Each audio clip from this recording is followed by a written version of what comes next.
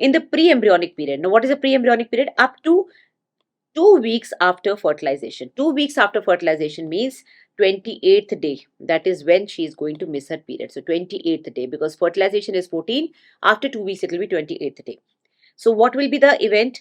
Actually, there is no event. It is just implantation going on, and the heart might be developing, because we know that heart starts beating at around 4 weeks, and that is 28 days is 4 weeks. So right now, if she has an exposure to any kind of teratogen, it will be either all or none. What do you mean by that? Either the baby will survive or the baby will be lost. Okay, so either it is lost due to abortion or the baby will escape injury. So that is when the pre-embryonic period is happening.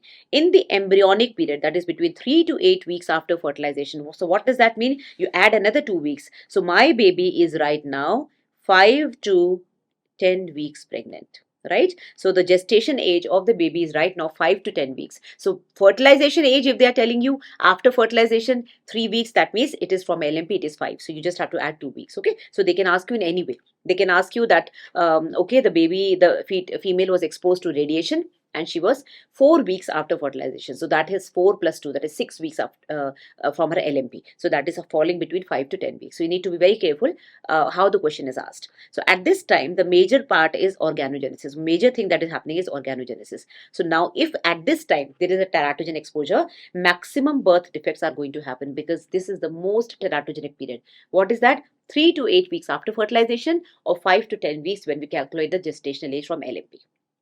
Then coming to the fetal period.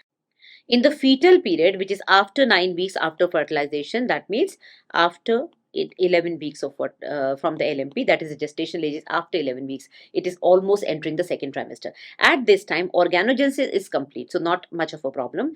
Organogenesis is complete. It is the growth and the neurological development which is a problem. So as I told you, the birth defects will happen between 3 to 8 weeks after fertilization, or it is 5 to 10 weeks gestational age. That is when the birth defects are going to happen. Fetal loss is when is it going to happen? That is abortion. That is before 2 weeks after fertilization. So before 2 weeks after fertilization means what? It is 2 weeks plus the 14 days of fertilization, that is 4th week, or you can say 28 days. So within 28 days, if something is happening, that will be fetal loss.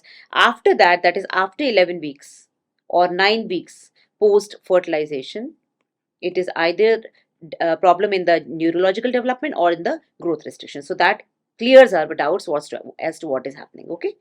So in the pre-embryonic period, it is fetal loss. In the embryonic period, maximum organogenesis or birth defects. After 9th week post-fertilization, it is growth restriction or neurological impairment. So no birth defects.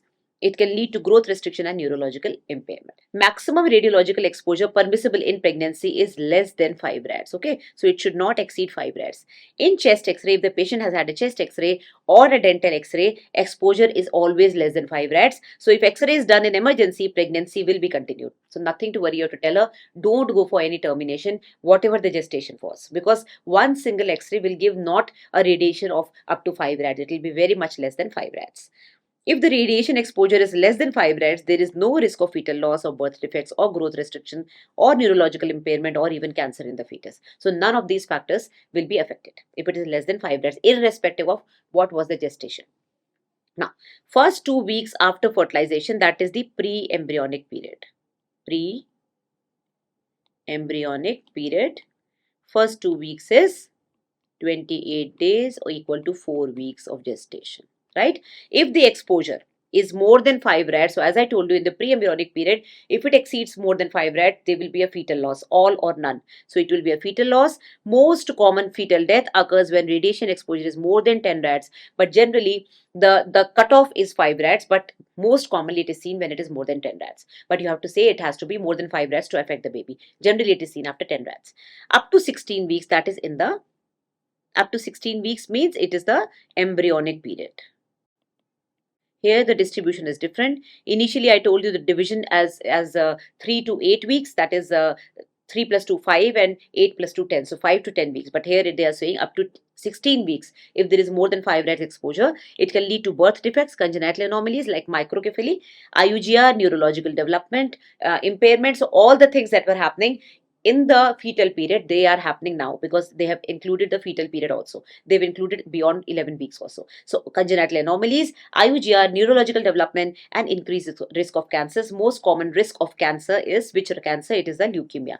It is a blood cancer after exposure to 20 rats. So here it was 5 and 10, and here it is 5 and 20. So that is how they demarcate the most common one. Okay, so all the four categories are getting hampered here.